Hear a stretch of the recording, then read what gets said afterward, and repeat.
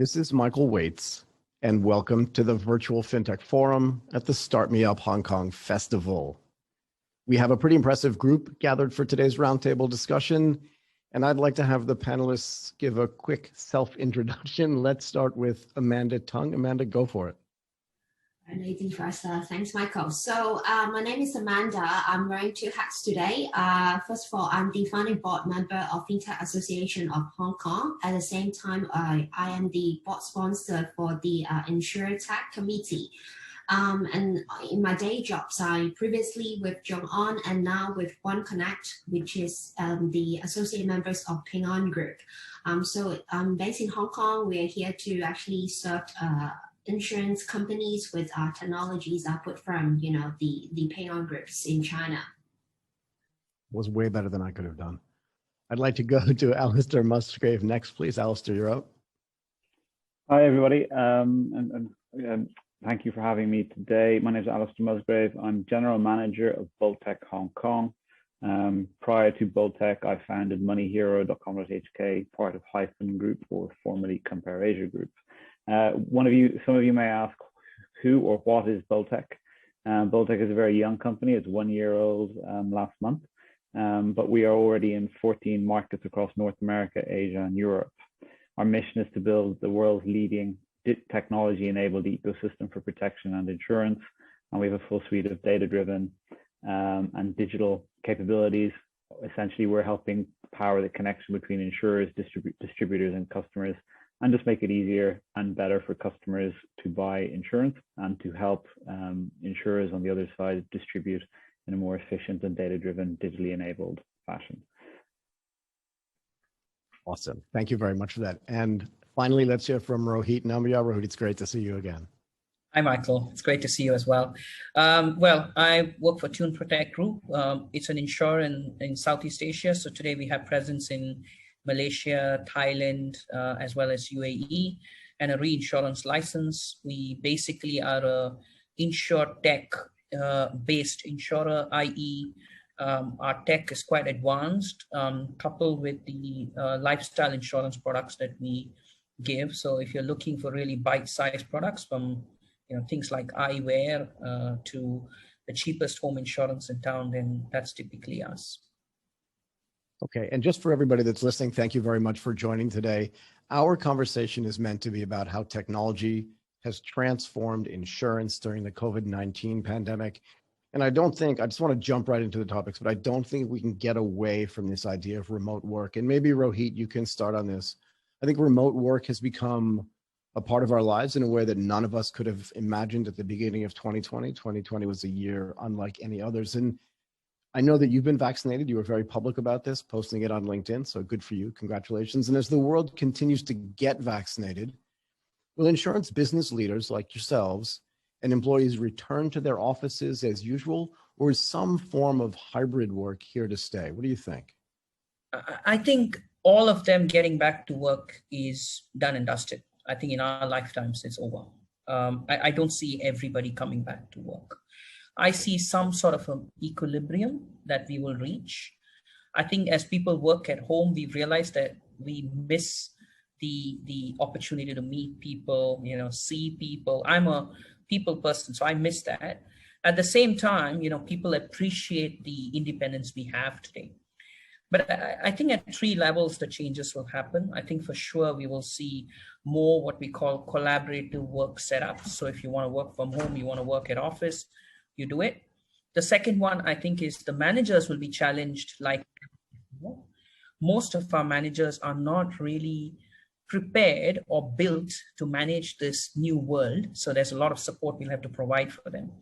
The third one is, I think, on the mental health side, which I've spoken quite a bit, is I think there's going to be a massive challenge, and the engagement matrices need to change because we really need to reach out to people. And more importantly, I think the most affected lot in Asia because of how things work is women, because women today have 4 jobs. They're a full-time homemaker, full-time nanny, full-time caregiver, full-time working. It's a massive challenge. So I think the discussion needs to be driven towards that part as well. All the tech works, but what about the mental effect it's having on all of us working from home? Yeah, I want to get back to the mental health aspects of this in a lot more detail later. And again, just to corroborate a little bit about what you said, I had a conversation with Rosalind Quek, the head of modern work at Microsoft in Singapore a few days ago. We published an episode on the Asia Tech podcast about that yesterday. And there is an entire part of a report that they published about not just mental health, but how about a lot of the responsibilities in the pandemic have fallen on women who are fully employed, but because of homeschooling and because of some of these other issues that you mentioned that are happening at home, there's been this reversion to, you know, my wife, my mother, my grandmother now has way more responsibilities in the home. Amanda, I want you as well to jump in on here from just the remote work perspective. We'll get back to the mental health thing in a second, or in a bit actually. But do you see people completely return to the office, or are you more agreeing with Rohit's analysis here?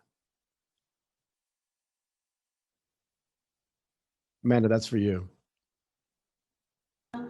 Sorry.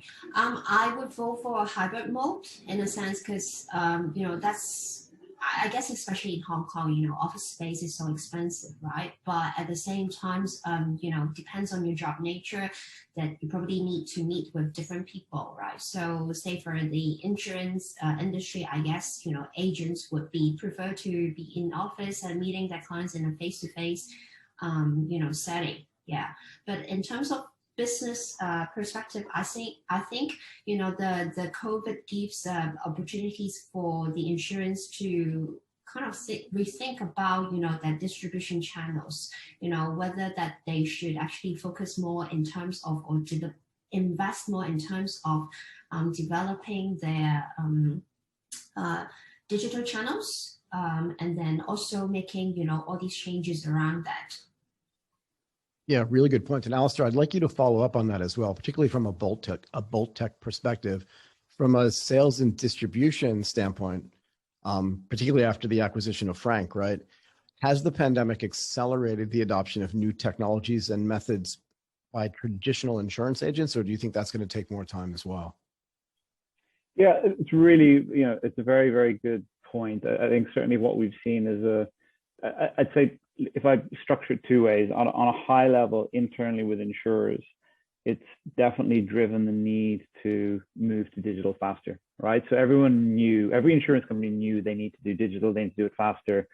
However, typically not many had that clear urgency, and it didn't really, it was always seen as just a cost, and it was done by a team that kind of sat in the back of the room. What's happening now is suddenly digital are the guys saving the day. And that's not just in insurance, that's across many, many sectors in the world, right? Where suddenly they've had to shift their entire distribution model onto digital.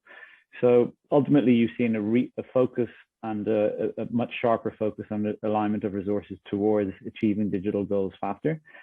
Secondly, you've seen, that's on the high level strategic element, I guess, within the corporations and within the industry.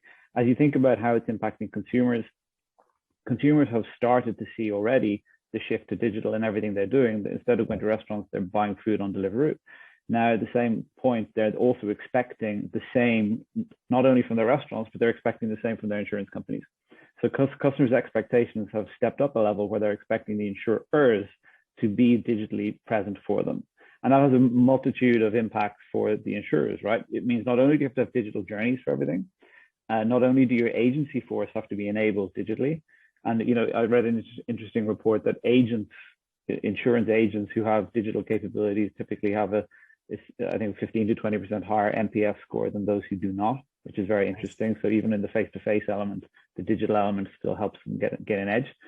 And then I think one of the key points as well is, because we're spending so much time on our phones and on our devices, that insurers therefore have noticed the need to develop digital partnerships faster, because they need to be at a closer touch point to where the customers are spending all their time. So if you think of this in an offline world sense, imagine in an old world, you'd have a lot of advertising on buses, or you'd buy the crown on the top of a tower.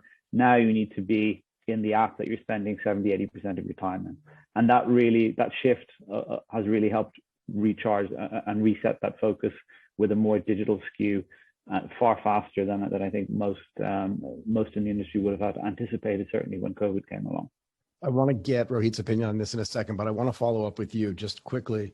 When you talk about these digital journeys and insurance companies and insurtechs building these digital journeys, when consumers and their customers look at them, are they now comparing them? And I've asked this question to others before, but curious about your opinion on this. When they look at the experience that they have inside an insurance app or a purchasing app, are they comparing it now just to other insurance companies, or are they now comparing it to their experience in the biggest and the best and the most sort of efficient apps that they have, particularly on their mobile devices? In other words, do they expect one-click buying like they get on Amazon, or are they just comparing each insurance company to other insurance companies? That's for you, Alister. Sorry, there was a bit of a break in the line. So are you saying that I want to understand what you believe the benchmark is. In other words, if you talk about a digital journey for potential insurance customers, when they interact with an insurance app, are they comparing it to only other insurance apps, or are they expecting it to be at the level of like an Amazon? Oh, the customer's expectation is right up at the top, right? So, and with every new kind of Amazon type innovation where customers are seeing, one-click buy, preloaded customer information, very slick customer journeys, mobile first, they start to expect that from everyone. And then, if you're not there, suddenly you're falling deeper and deeper and deeper into the hole unless you're at that level. And, there's a very clear distinction also when you're looking at research from customers in terms of how they are interacting with insurers. Of 100% of customers who will interact with an insurance brand, let's say they research 3 or 4 products online themselves. Right. Typically, the highest NPS is coming from those with the slicker digital journey, because if you think about the zero moment of truth as Google view, when you're first interacting with a brand, now it's becoming digital. So your first digital interaction has to be at that real market leading edge in order to acquire those customers who are digital first. To that point, it certainly has to be. You have to continue innovating. You have to continue getting better and offering customers a more integrated and more digitally enabled journey, and that whether that's things like integration into new payment methods like Apple Pay, or whether that's remembering data or having logged in user data so they can have a much faster journey. These are all really important elements that you need to think about as moving forward, and that's what customers are starting to expect. And if they don't see it, typically they'll be lazy and they'll drop out and say, "I'm not filling in 5 pages of my information," and they'll go to one where they can just click one button and done. Amanda, you're shaking your head and you're smiling as well. Do you want to jump in and comment about your opinion on this, and then I'll end this with Rohit and then follow up? No, I think it's just very interesting, right? Because I guess especially in the Hong Kong market, with the launch of 8 virtual banks, people are getting more used to, doing everything on app, or doing their selfies, eKYC. So this would be a very, bring some culture change to the market in terms of what's their expectations in terms of a user journey. And then, I personally would love to see what would be coming in terms of customers just going to online to buy their life insurance, not just on travel, right? But that would be quite interesting to see. Yeah. Rohit. Yeah, actually 2 parts to this. Let's get to the bottom of where we stand as an industry. You take country by country. Insurance and healthcare are among the bottom 3 least trusted industries in every country. And you would think insurance is a noble business, but insurance is the least trusted. You look at the NPS of insurance industry. Again, it's much worse than the other industries. There are some exceptions here and there, of course. So the reality is there is a trust deficit that insurance today has. That can be only broken in obviously 3 ways. One is simplicity. The second is technology, which is where digital comes in. And of course, there's a certain level of relationship when there is a high engagement involved. That's why people still, when it comes to high engagement, high emotional attachment products, look for advice. But when it is commoditized, they want to buy it, obviously through technology. The last point I will also say on this one is you got to divide Asia also into 2 parts. Singapore and Hong Kong doesn't represent Asia, right, in a lot of ways. There is the deepest of, Thailand. There is the villages in India. There is the kampung in Malaysia, as we call it, and so on in other countries. There, the technology adoptions have been impacted in various ways. Of course, the technology is getting better with the networks and stuff like that. Over there, consumers, we look for more partnerships because that partnerships give us access to a whole host of customer base through whom we can frictionless deliver these solutions. So to your point, for sure, the expectations are changing, but they haven't per se changed with the basic expectation of insurers, which is trust. I'll just leave you with one point, which I heard at a recent study we did. The customer actually did not care about how fast we pay a claim. And we all thought it was about how fast we pay a claim. Let's make it as fast as possible. The customer actually wanted us to tell them, when will you pay a claim, and ensure we pay it at that time. It was not so much about being the fastest in the world. It was about being transparent and following through on that. So there's a lot of basics that the industry misses. And that's where technology can help us, because historically these things were not done because there were people doing these processes. There were legacy systems. And that's where companies like BoltTech and Zongan and we come in, because we don't have this issue of a legacy. It's such a great point. I think it's really fair to say, I don't care if it comes in a week or 2 weeks, as long as if you tell me it's going to come in a week, it comes in a week, regardless, right? Again, just expectation management. You made a really good point as well about Asia. And I think the whole world is kind of like this. It's bifurcated, right? You have sort of the wealthy parts of the world, like Hong Kong and Singapore, very wealthy. Distribution mechanisms are very efficient as well. And then other parts of the world, like you said, small towns and cities in India, the outlying towns in Indonesia, Malaysia, and in Thailand as well. And if we understand, getting back to the impact of the pandemic, right? If we understand that GDP per capita and the growth of that is a significant driver of insurance penetration, along with other products, right? Has the pandemic itself, and maybe Alister, you could start with this and then we can go around the panel as well, but has the pandemic itself made people more aware, regardless of where they sit sort of in the economic chain, of the necessity to be insured, and not just in the health space, but across the board? What do you think about that, Alister?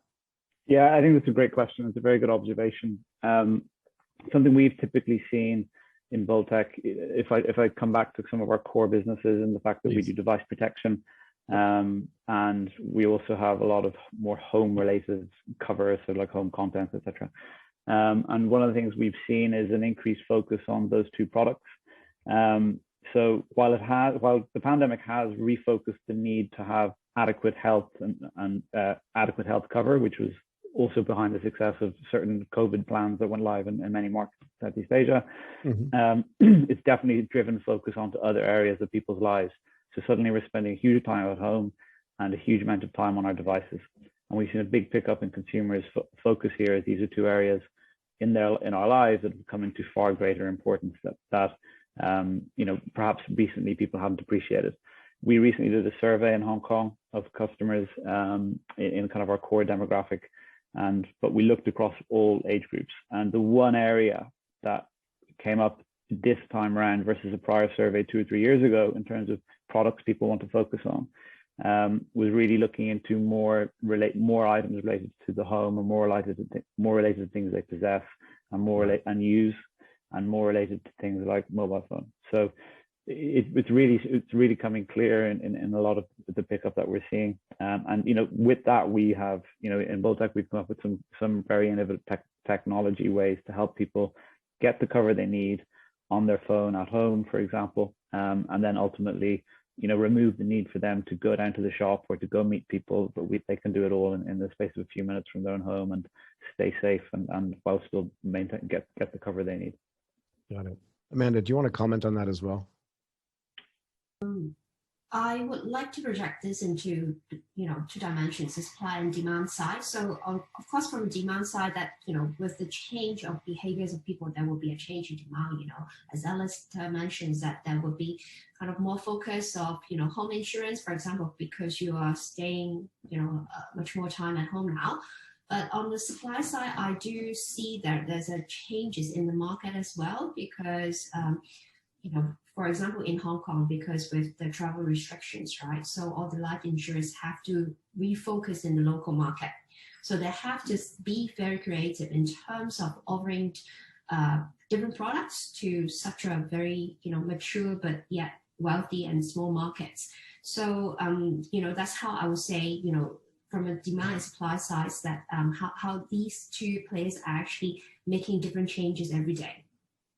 Got it. Rohit, what do you think? So I think the two parts to this conversation. One, as you mentioned, is about why is the penetration low? And the second is, has awareness helped it? Right. Let me try to address this in two parts, okay? Please. The first one is, why is the penetration low in Asia? There are two parts of Asia. There is the high and medium net worth individuals, and then there's the mass market. Insurance as a business model has always targeted high net worth and mid net worth. You look at all our traditional insurers in Asia before the new ones came in, they all wanted to set up the most complex agency channels targeting these, higher individuals. It's very interesting. Asia has one of the least penetration rates, and that penetration rate will fall even further if you strip out the high net worth people. In Malaysia, a rich Malaysian or a wealthy Malaysian has 7 life insurance policies. Sure. So when I look at it as a whole country, I suddenly, this kind of inflates the actual penetration level. And why is it? What sticks out of Asia is Asia has the highest NBV margin in the world. Yeah, Asia has the highest new business margin for life insurance in the world. And you would think with that model, you cannot penetrate the mass market. Now, and that is why we believe the model has to change even with the regulators. There was too much of focus on financial need analysis when there is a larger question of affordability. What is the point of a financial need analysis if a consumer can't even afford it? Right. The guy who has 100 ringgit, you can't tell him your ideal premium should be 2,000 ringgit. What's the point of that discussion? And that's why when we did the study, there were 3 real requirements that today's consumer has. One is the mobile phone. Our life surrounds around the mobile phone, and we know it. The second is travel. People love traveling, and I'll tell you a story very quickly. And the third one is health. People are a lot more conscious about health. So that's why we have a house view that these are the 3 needs we're going to create all the products around, because that's what today's consumer wants. So to your point on, has the pandemic changed? For sure, what history tells you, if you go back and look at the Thai floods of 2010, 2011, if you look at the Indian floods in early 2000 as well, whenever there's been a major catastrophe, people have bought more insurance after that. It's a bit of an unfortunate point that after a catastrophe, insurance typically has a good 3 to 5 year period. It's a bit odd to say that, but that's where the awareness level increases. And we are seeing that in a small way. Some would think, oh, your travel insurance business must be a dog now. But actually, our travel insurance business is growing faster than the pre-pandemic level. So you would think, how is that even possible? Because if earlier 100 people traveled, 8 people bought travel insurance. Today, when 20 travel, especially in those countries where it's opened up, all 20 buy travel insurance. Either the government's forced them to, or you're not traveling without it. Right. So we've had some regions where travel is slightly up, where the travel insurance sales are 4x, 6x up. So that's where I think it gives you a sense of what would happen once this phase is through. The awareness levels will skyrocket. But to be able to tap that potential, I think, like Alister mentioned, we will need the tech, we will need the simplicity, we will need to understand the needs, and we will need to know how to get to them rather than us telling them that here's a website, now come and buy on our website. A guy sitting in the deepest of Malaysia is not going to come to your website looking for it. So you need to go to him with whatever, partnership where he already speaks to them, be it a telco, be it a, retail chain, I don't care. We need to go to them. So I think fundamentally the distribution models in Asia will change. Agency will remain relevant. Banker will remain relevant. But I think they have a space where they operate in. And there is another space which is opening up. And that's where the whole partnership, tech, insurance discussion today that's happening. Yeah, I mean, I also want to jump in, and I'll let Amanda and Alister jump in on this as well. when I look at statistics, I try to separate it as well into multiple categories, right? We talk a lot about GDP per capita in Thailand and GDP per capita in Malaysia and Indonesia and in Vietnam. And in reality, it's really the GDP in Bangkok versus the GDP in the rest of Thailand, and the GDP in Jakarta, maybe Yogyakarta and some other cities, and the rest of Indonesia. And the same thing for Ho Chi Minh, right? And the rest of Vietnam. And in that sense, I think the insurance penetration numbers are probably bifurcated in the same way. In the big cities where the wealthy populations live, it's much higher, but it doesn't matter really. And you're right. And I think until the rest of the country catches up, unless it becomes more affordable, it's going to be harder to serve those people. We did want to talk about these certain activities like travel. I want to talk and motor insurance. I want to talk about travel first. Alister, if you want to jump in and give your opinion on what you see happening, and then Amanda as well. And then we'll jump back to Rohit to talk about some motor insurance and then get the rest of the panel's opinion on that as well. Sure. Thank you. And look, definitely echo Rohit's points on certainly how diverse and different Asia is. I often think the opposite point that proves his point was the fact that Hong Kong is a very wealthy city, but also is one of the highest penetrations of insurance. So, but if you strip out Hong Kong, the Pan Asia number falls significantly. Can I just jump in here for a second, and then I want you to finish? Yeah. Somebody once told me that 1 out of every 7 people in Hong Kong that's employed is employed in the insurance industry. Do I remember that correctly, or is that just a random stat that I've heard somewhere? Could very well be true. Could very well be random. Anyway, go ahead. Yeah, I've seen some pretty shocking stats, but yeah, it's a big impact in the city. And next time you get on the Star Ferry or whatever, and you see the amount of towers with insurers' names on it, it's an important industry in the city. Exactly. Go ahead.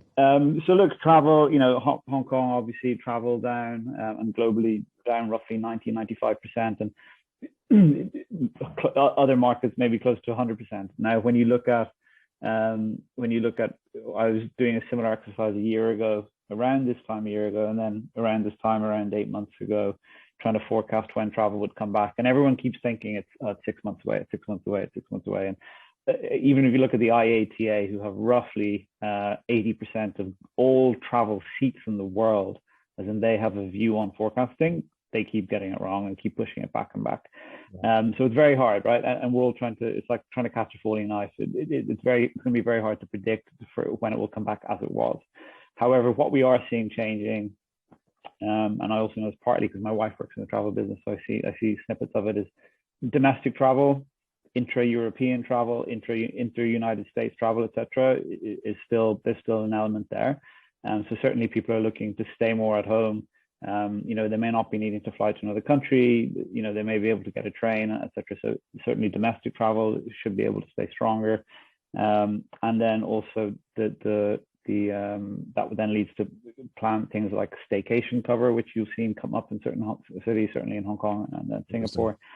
And then after that, you then think about what does your travel cover look like in a post-COVID world, right? Right. Does it need to give you cover for if you're stuck in quarantine because you've close contact with someone, right? So these are all these things that suddenly the industry has to adapt and change to. Now, in a perfect world, we could do it quickly and move fast. In certain markets, you can adopt and move a product fast, but there are other markets where, due to lockdowns, etc., the change and the innovation within those products, because of potentially certain regulatory approvals, is taking longer than it should. But ultimately, the industry is moving towards what I would say is a more agile approach on certain insurance products for what customers are looking for. And yeah, so that's really what we've seen. And then ultimately, again, to Rohit and Amanda's point, it's and I think it's becoming very clear, is that point of to access that customer who's beyond just your mobile phone. It's really, how do you become part of that person's life, and where can you offer insurance in a contextual manner, so that it's easy for them to understand, and it's applicable to their needs within that time, and that therefore they can apply it like with a click, with the click, or with the tick a box just to add it on. And that's ultimately the holy grail of everyone's trying to get to with travel, and certainly with insurance bundling on certainly in digital journeys. Amanda, over to you.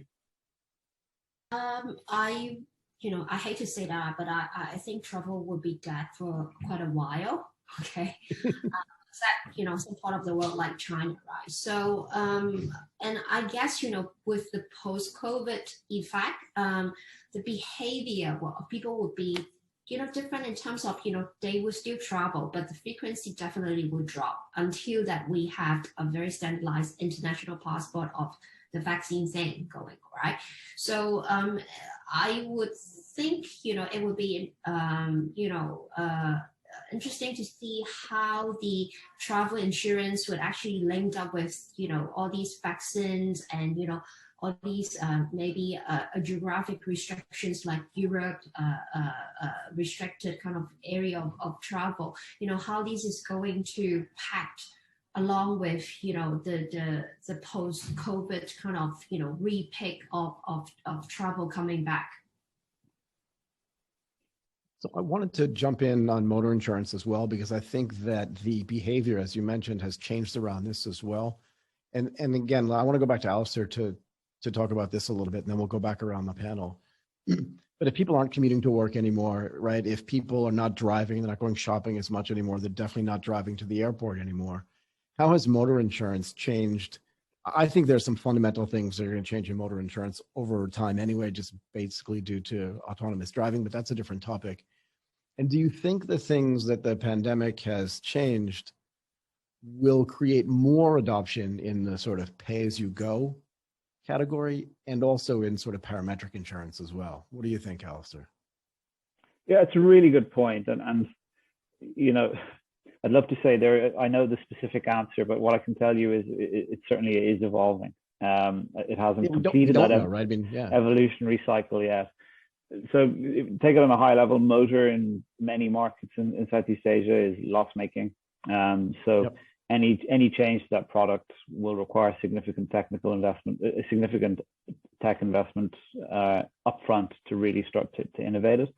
And within that, you need to make sure that your underwriting is profitable, as well as building out the tech. So it's going to take time. I think also within certain markets, you need to see certain regulatory requirements change and the market start to become a little bit more to allow more innovation within it for many insurers to adequately innovate to what the market needs. Now, certainly pay as you go. I think there's elements of there's pay as you go, plus there's also potentially more customizable elements around where people can really think about what type of coverage they need or they want within a plan. And I think that's ultimately where where technology can advance to. You're already seeing it in certain markets in America. With I believe one of the customizable ones was Jerry recently, who raised some funds in the States and on a similar type of customizable plan concept.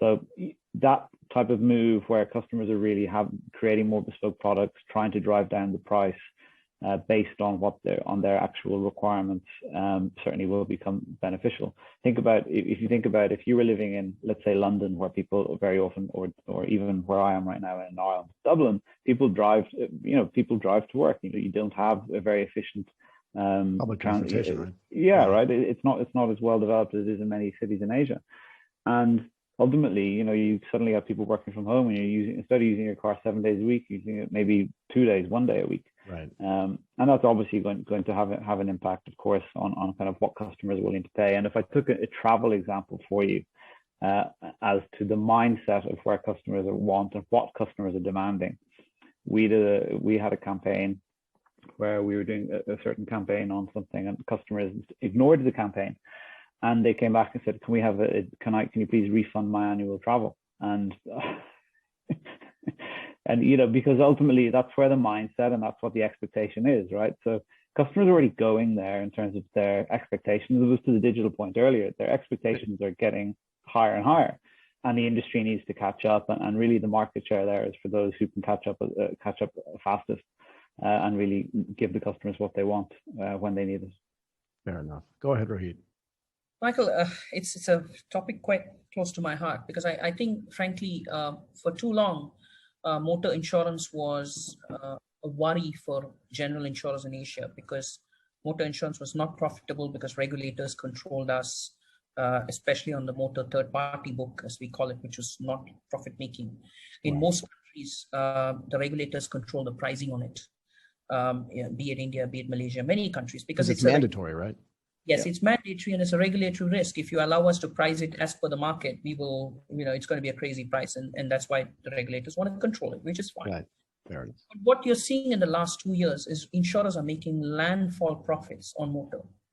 It's a fact. It's true of us. It's true of anyone, because it's very simple. You don't need an actuary to tell this. It's a very simple math.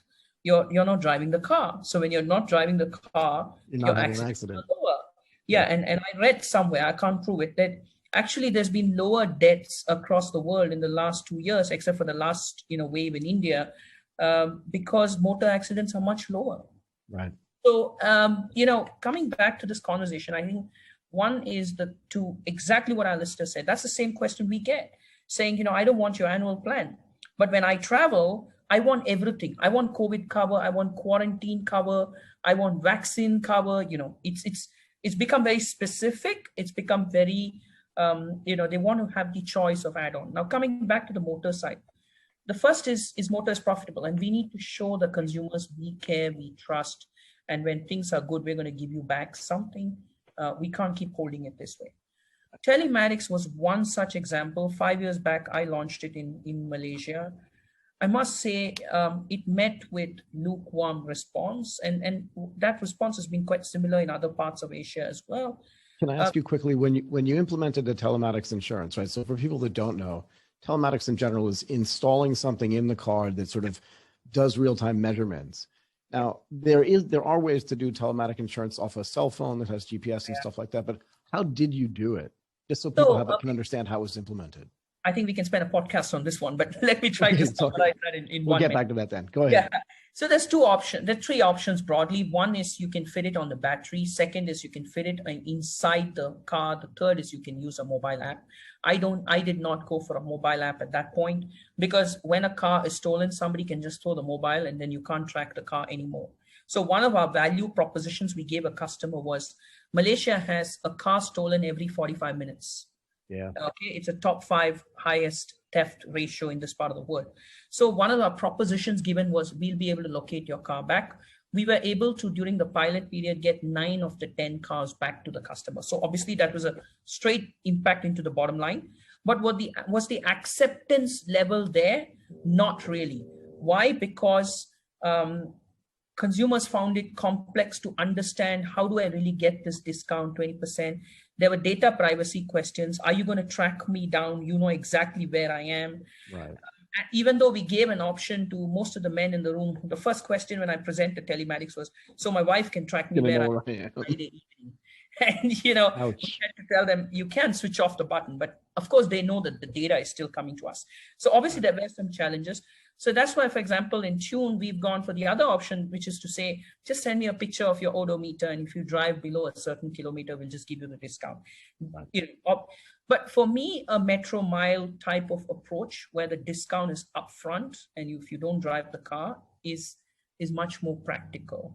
And that's where I think companies like Sunday in Thailand or companies like Root in US who use AI, ML-based pricing, there's a big disruption that will happen in the motor space because motor is highly commoditized. Anybody who tells me that I'm giving you a big differentiation on motor, I can tell you it's just talk, because motor is the most commoditized product. It's down to service and price. And for that reason, I think this is one space, unlike, life, for example, complex life, it's absolutely going to switch over to digital channels, and it's there for the taking, So clearly that's an area where there's going to be change. The last one on motor is on the behavior point we mentioned about telematics, but that's more for mature audience. The younger people are not even buying cars. If I speak to my nephew, he doesn't even want to buy a car. When I grew up, my dream was to buy car A, car B, car C. Exactly. And my nephew tells me, I don't want to own a car. I'm going to take a Grab. I'm going to take a Uber. Why would I want to drive a car? Or I'm not going to drive a car. So the behaviors also are changing. And that's where, obviously, you have ride hailing and other stuff coming in, personal liability cover, etc. So the behaviors are changing very quickly in Asia. And that's where I think as insurers, we need to move with times. And there's quite a bit of work left on that place. I agree. Look, we're running out of time. I was really afraid this was going to happen. I knew this was going to be a great panel. and with great guests, and we're just running out of time. I have a ton more questions. We're going to have to cover this maybe on separate podcasts. And I will say this, Rohit, I have a 20-year-old daughter. I don't think she'll ever own a car. And I think that car ownership is going to become like horse ownership. Only enthusiasts will have them. They will have them, but most people won't even want them, because just like taking care of a horse is a pain, taking care of a car, it's just not worth it anymore. And particularly when autonomous car driving comes. And I'd love to have everybody's response to it. They're telling me we're running out of time. I really want to thank all of you. You were amazing. Amanda Tung, an Associate Director of Business Development at One Connect Smart Technology at Ping An, and a founding board member of the FinTech Association of Hong Kong. I said that all in one breath, by the way. Rohit Nambiar, the Group CEO of Tune Protect, and Alister, all the way from Dublin, the country head of BoltTech in Hong Kong. You were all awesome. Thank you very much. Thank you. Thanks, Michael. Thank you, Michael.